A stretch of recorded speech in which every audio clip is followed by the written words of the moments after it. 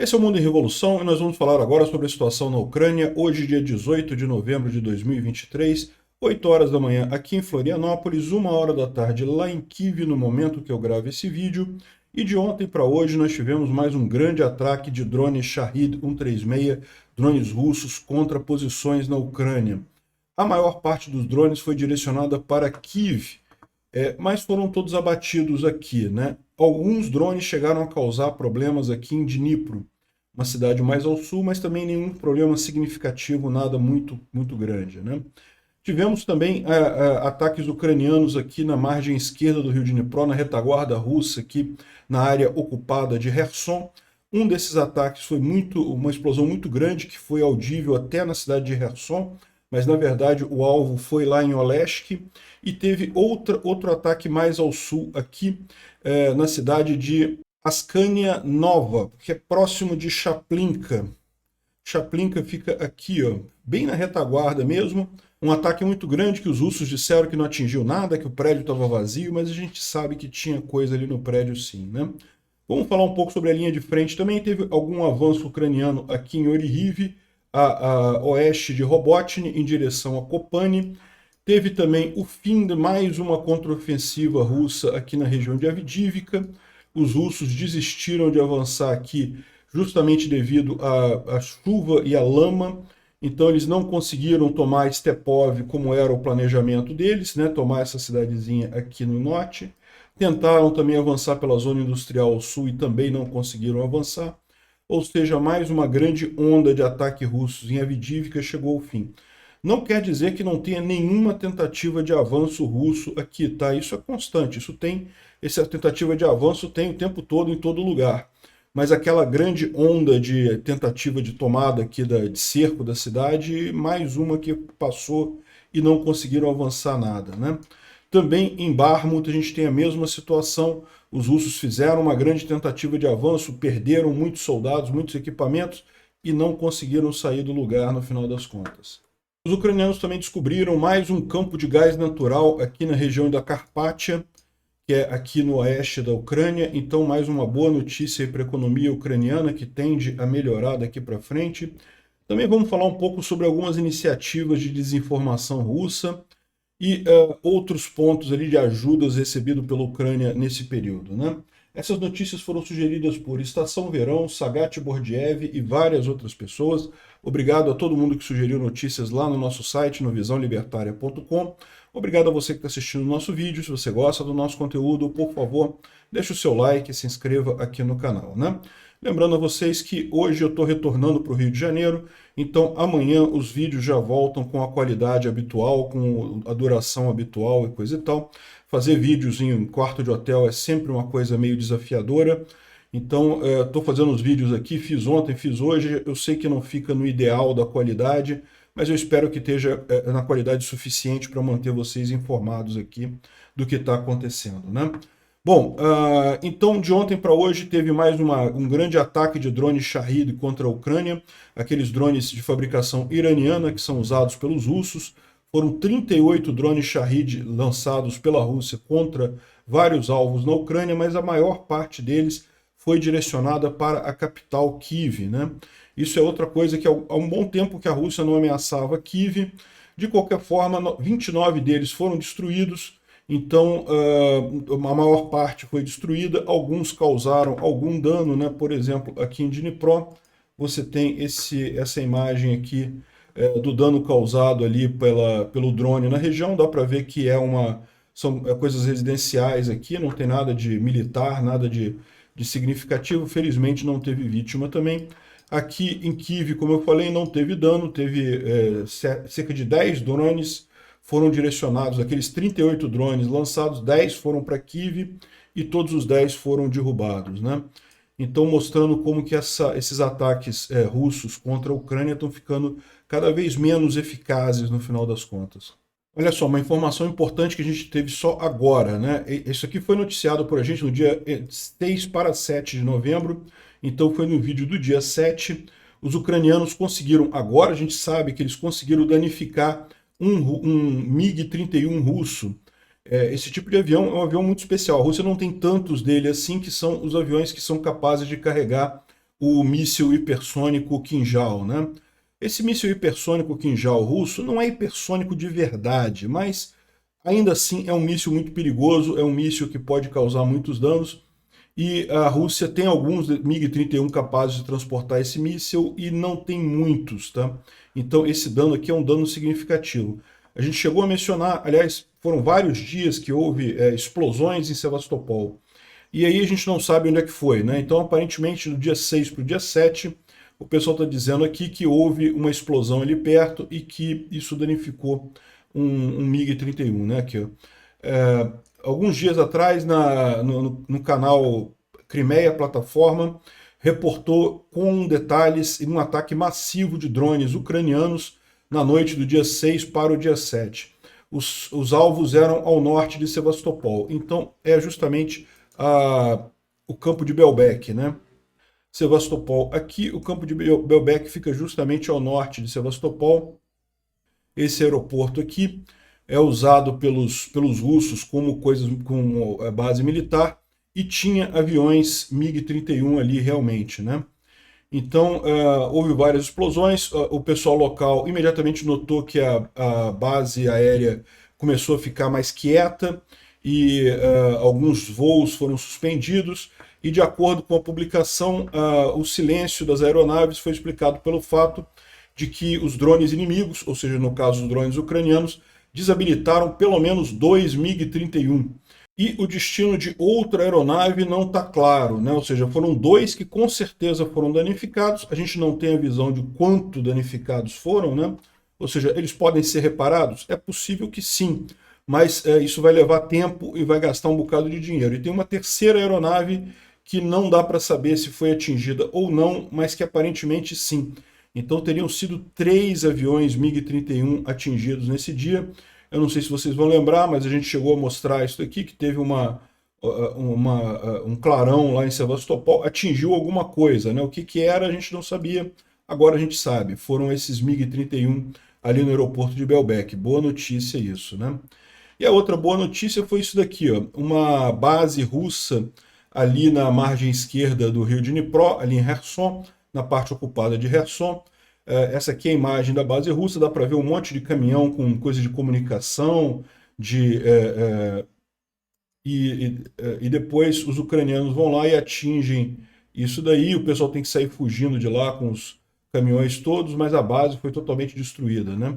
Então a gente sabe que foi um ataque grande aqui na cidade de Askania Nova, na região de Kherson. Ela fica aqui perto de Chaplinka, né? Nessa região aqui, mas tá aqui, ó, Askania Nova fica aqui, ó. Os russos botaram algumas imagens desse centro destruído lá, dizendo que era um prédio da Companhia de Agricultura, que não tinha nada lá, que ninguém foi ferido e coisa e tal, né? Mas a gente sabe que não, né? Deu para ver que tinha um monte de caminhão ali, né? Então isso daqui ó, é o blogger russo falando, olha só. 2 mísseis Storm Shadow foram atingidos, foram direcionados para um prédio semi-abandonado de uma empresa de agricultura em Chaplinsk, né, no distrito de Chaplinsk. Não há vítimas, o edifício estava vazio, não tinha ninguém no edifício. Por sorte, nem mesmo os guardas estavam no edifício. Não, peraí. Então o edifício estava vazio, mas tinha guarda tomando conta do edifício, né? Enfim. Os mísseis foram lançados de um Su-24, talvez o alvo fosse alguma outra coisa, mas os sistemas de defesa antiaéreo derrubaram um míssil ali, né? A gente viu que é falso isso, que tinha coisa ali, que tinha equipamentos pesados ali, né?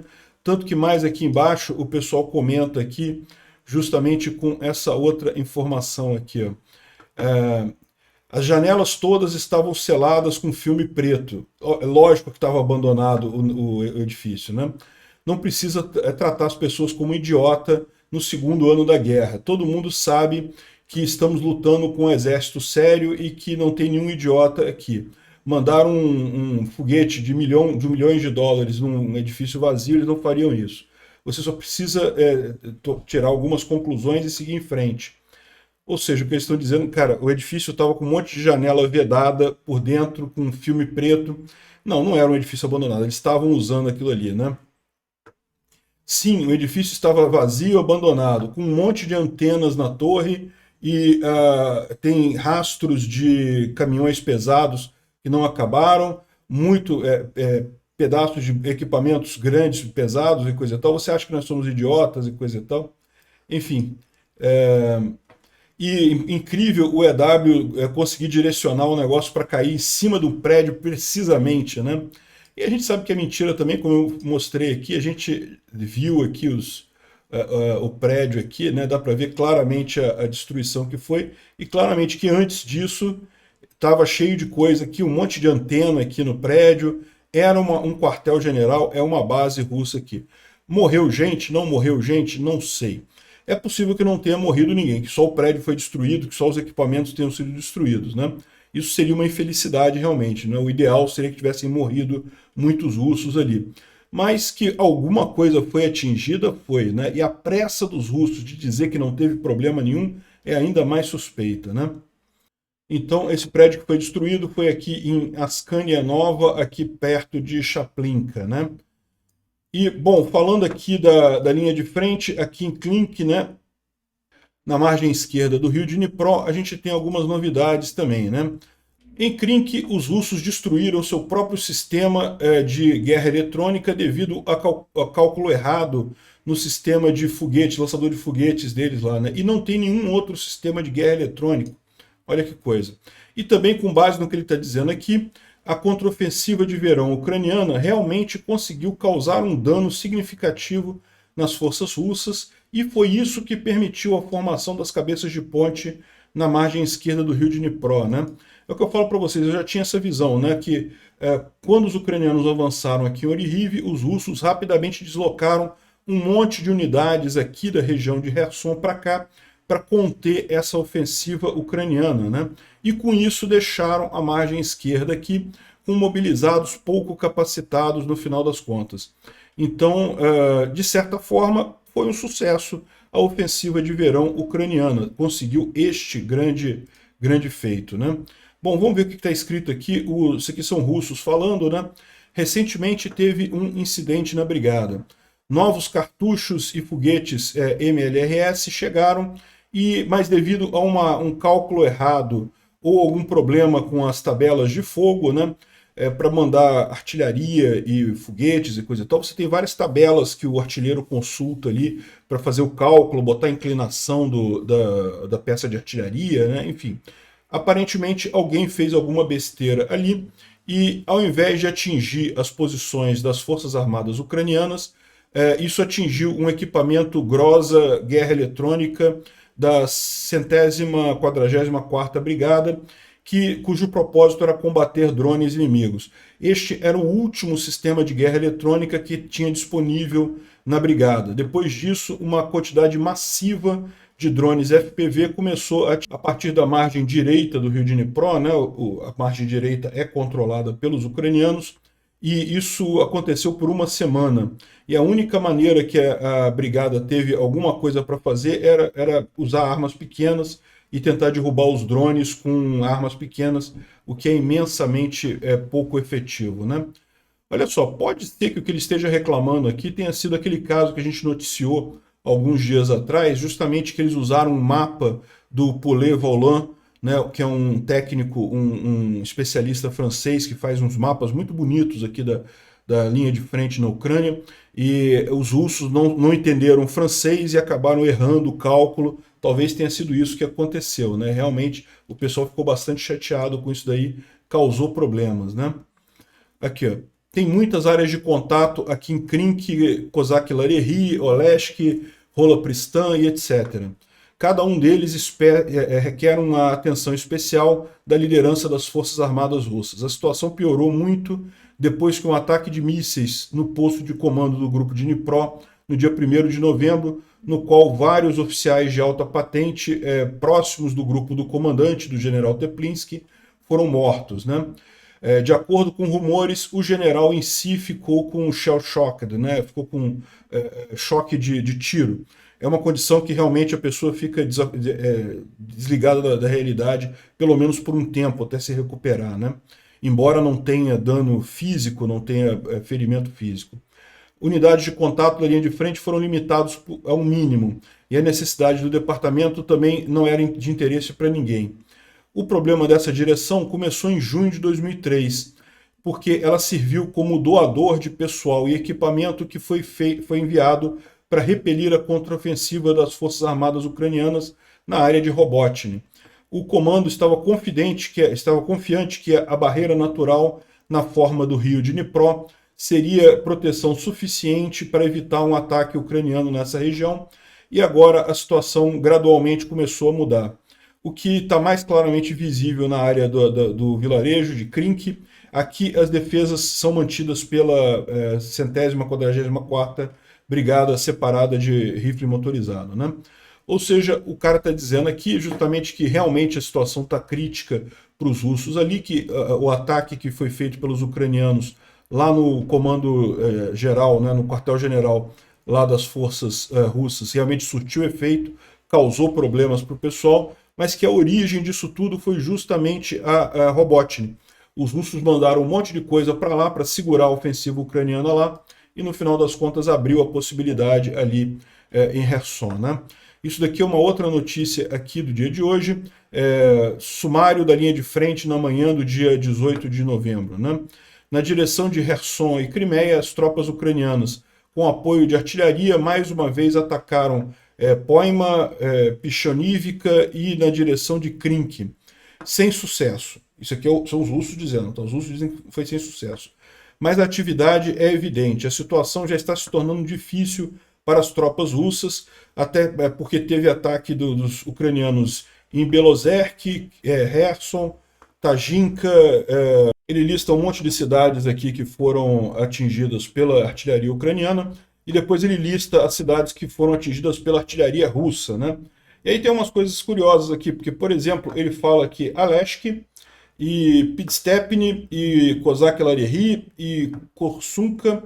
Isso aqui é estranho por quê? Porque isso daqui são justamente posições na margem esquerda do rio Dnipro. Se a Federação Russa está precisando bombardear, por exemplo, Kozak-Larehy, é sinal de que a cidade tem ucranianos ali na cidade, né? A mesma coisa para Leshk, né? Pidstepny. Ou seja, isso está indicando aqui, a figura que está sendo pintada aqui, é que, na verdade, a ofensiva ucraniana ali na margem esquerda está muito maior, né? Ela está avançando em muito mais lugares do que o pessoal tem visto aí, só Krink, coisa e tal, né? Aqui tem uma outra informação aqui o Igor Girkin, né? Ele traz aqui um blogger russo, que é o Roman Saponkov, que diz aqui que Krink é uma distração. Nós somos persistentemente convidados a remover reservas de outras direções, mas o comando decidiu. Você quer manter 2 quilômetros de pântano? Por favor. E então eles continuam a preparar surpresas, mais isso adiante. Ou seja, o que ele está dizendo aqui, o que ele está reclamando, é que os russos já deveriam ter abandonado aquela região ali, ao invés de ficar tentando retomar 2 quilômetros de pântano, né? E lógico, eles sabem que o problema é que está ficando sem reserva em outros lugares, e isso está facilitando o trabalho da Ucrânia em outros lugares também. Porém, se os russos deixarem os ucranianos, vamos dizer, quietos ali em Krink, daqui a pouquinho aquela região toda ali vai estar tomada pelos ucranianos, e aí sim os russos vão ter um problema muito sério, né? Bom, falando aqui sobre a região de Robotyne, o Reporting from Ukraine lançou um vídeo hoje falando sobre uma série de ações aqui, uma série de avanços que aconteceram. Eu entendo que ele falou isso daqui recapitulando os vários últimos dias, né? Até porque ele esteve doente durante um período aí, então ele está fazendo os vídeos agora recapitulando a situação em vários pontos. Então ele fala aqui, por exemplo, que foi conquistada a parte norte aqui de Verbovê, né? As colinas que tem aqui ao norte de Verbovê. A gente falou isso já tem mais dias, não foi agora não. Também avanço ucraniano aqui. Agora, uma coisa que ele fala justamente é que isso, talvez eu tenha entendido errado, mas ele esclarece que aquele caso das barracas, né, dos alojamentos russos que foram atingidos ali na região de Zaporizhia, que eu disse que eram por partisãos, na verdade, segundo ele está dizendo, não, isso foi aqui, ó, em Kobani. Foi o próprio exército ucraniano que pegou um grupo de sabotagem, né? O exército ele tem grupos especializados em infiltrar na retaguarda do exército inimigo. Tipicamente são poucas pessoas, não conseguem fazer muita coisa, mas podem pegar informação, podem fazer alguma coisa. E aqui, no caso, conseguiram causar esse estrago todo. Esse grupo aqui do exército ucraniano entrou em Kobani, identificou esse alojamento russo, onde estavam dormindo centenas de soldados, e usou silenciadores para matar vários guardas que estavam tomando conta, e acabou matando muitos soldados, causando muito problema ali, né? E aí depois esse soldado russo aqui fala que o absurdo, porque foi deixado pouco pessoal para fazer a guarda e coisa e tal. Então, só corrigindo essa informação que a gente deu outro dia, esse ataque não foi obra de partisãos ucranianos, foi obra mesmo do exército ucraniano, né? E aconteceu pertinho da linha de frente. Bom, falando sobre Avdiivka, as tropas russas intensificaram os ataques em Avdiivka nos últimos dias. A gente viu anteontem, ontem isso. Ao invés de tentar cercar a cidade, eles começaram a tentar tomar a região industrial da cidade, mas não tiveram sucesso, né? O inimigo continua pressionando, mas além da tentativa de cercar a cidade, está tentando atingir a área industrial já por vários dias em sequência, jogando tanto equipamentos quanto pessoal em grandes quantidades, né? E no final das contas não conseguiu nada, é o resultado final disso daí. Hoje o número de mortos russos total na linha de frente foi 620, o que ainda é um número bastante alto, mas é muito menos do que o número que normalmente se via nesses ataques de Avdiivka, né? Sempre que os russos fazem uma grande onda de ataques em Avdiivka, o número bate 1.000 e tanto, chegou a bater 1.340, depois 1.100 e tanto. Enfim, parece que o ataque lá está diminuindo, né? E tem uma outra informação aqui também dos russos. Olha aqui, está chovendo todos os dias, isso é o outono. Isso acaba fechando os campos ao longo da linha de trem, né? Isso se torna muito problemático. O nome do vilarejo de Krasnohorivka vem justamente da ocorrência de várias camadas de argila vermelha no solo, né? Falando da situação aqui em Avdiivka, né? Krasnohorivka é esse vilarejo aqui que está em poder dos russos. Os russos estão avançando aqui, tentando tomar Stepov, mas, como eles falam, esses campos todos aqui próximos da linha de trem, então agora viraram pura lama, né? Tentativas de consolidar o que houve de fundação, de tomada ali em Petrovskoy. Eles chegaram a entrar aqui em Stepov, a gente falou sobre isso, né? Os russos chegaram a fazer um ataque aqui, mas foram repelidos e foram obrigados a voltar, né? É bem comum essa situação de ter um nome ucraniano e um nome russo. Então ele está chamando aqui de Petrovsk, mas na verdade Stepov, né? A ocupação, então, não foi muito produtiva. Nós tivemos que cavar tudo do zero, e isso tudo durante o fogo inimigo, ou seja, não conseguiram nada, né? Novokaliniivka, a aviação russa também não trabalhou ontem. Na verdade, o tempo impediu que tivesse qualquer voo, e calculando a porcentagem da zona industrial também é um evento mais ou menos, ou seja, ele está dizendo que não conseguiram foi nada, né? De acordo com Marinka, qual era a porcentagem que tinha sido dita? O que ele está dizendo andou circulando nos Telegram russos que eles tinham tomado uma porcentagem X da zona industrial, né? A zona industrial que ele está falando, tem uma zona industrial aqui da planta de coque aqui no norte, mas tem uma zona industrial aqui no sul também. E foi aqui que foi esse ataque que ele está mencionando, que os russos teriam tentado tomar uma parte aqui, teriam tomado um X% ali, mas na verdade, segundo ele, o pessoal não está acreditando muito nisso não. Em Bakhmut, a mesma situação, a gente tem aqui a tradução disso daqui. Aqui é um ucraniano falando, tá? Entre os paraquedistas que estão agora do lado oposto para a gente, lá na direção de Bakhmut, existem alguns bastante experientes, particularmente na estrutura de comando. É possível definir que as tarefas são definidas e que tem toda uma gestão de forças. Essas pessoas já tomaram parte em batalhas e comandaram unidades antes. Agora, na infantaria, a maior parte das pessoas que eles receberam é resultado de mobilização. As brigadas já foram derrotadas e aqueles que continuam depois dos ataques anteriores acabam sendo preenchidos com carne nova, né, com novos soldados que são inexperientes. Então o que ele está querendo dizer aqui é isso. Embora você tenha do lado dos VDV, dos paraquedistas, um ataque pelo menos bem organizado, né, da parte de infantaria, nada. Eles não têm falta de equipamento.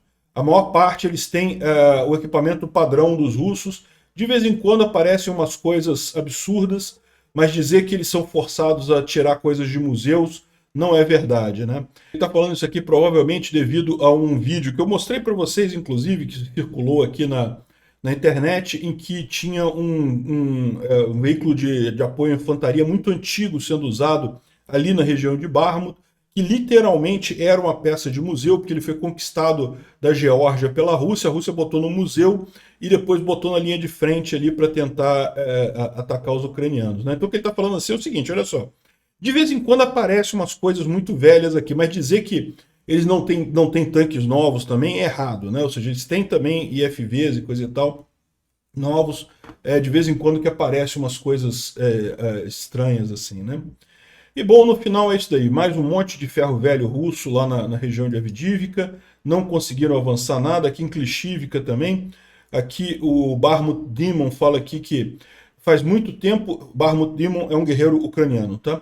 Faz muito tempo, desde quando eu vi corpos russos, tantos corpos russos, como eu vejo hoje em Klishivka, né?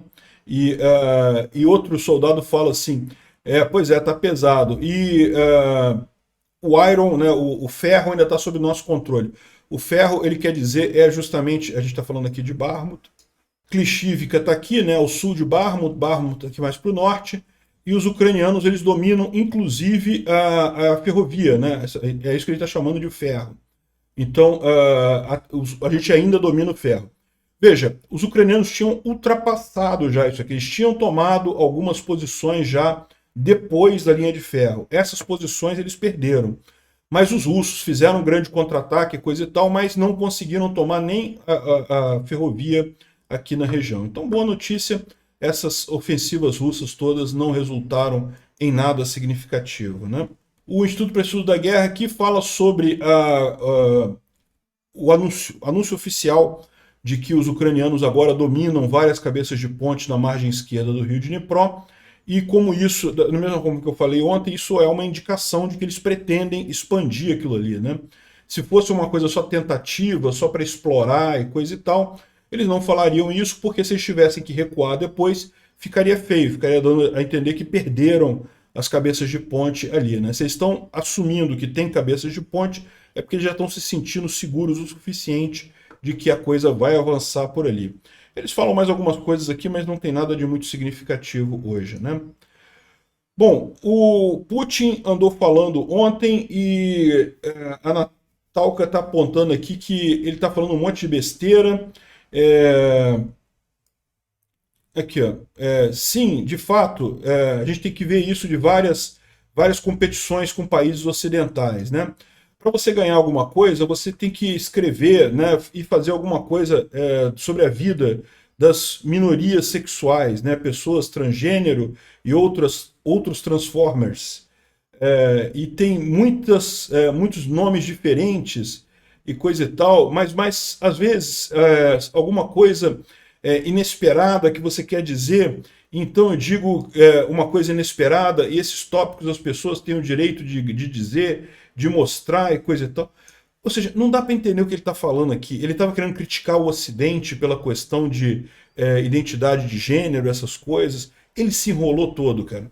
E aí o pessoal está pensando, está falando aqui, né? O Putin está quebrado. Ou talvez não seja nem o Putin original que está falando essas coisas, né? Pode ser que o sósia tenha se enrolado ali no discurso dele, né?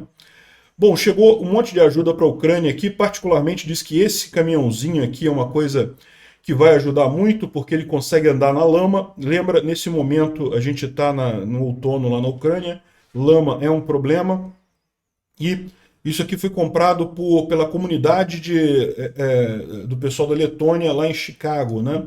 Então, bacana que a doação deles aqui deve ser uma ajuda boa lá para os ucranianos.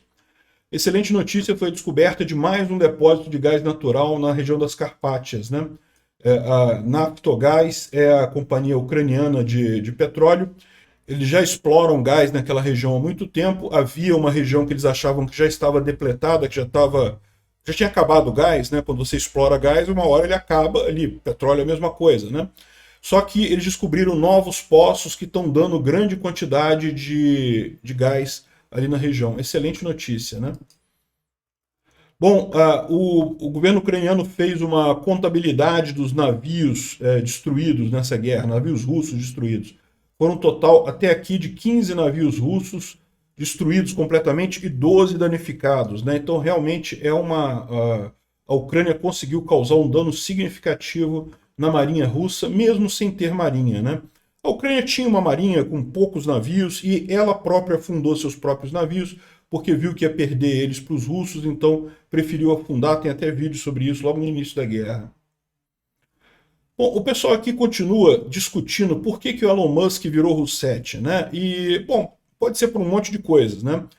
A alternativa mais simples é o cara é um idiota. Isso acontece. Tem pessoas que são brilhantes numa área e idiotas completos em outras. Então isso não seria uma novidade, embora o Elon Musk seja sem dúvida alguma um cara muito inteligente, saiba fazer negócios muito bem, ele pode igualmente ser um idiota completo em termos de política, né?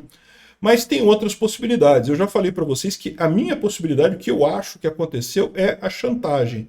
A Rússia chantageou ele, tanto que no início da guerra ele estava claramente pró-Ucrânia.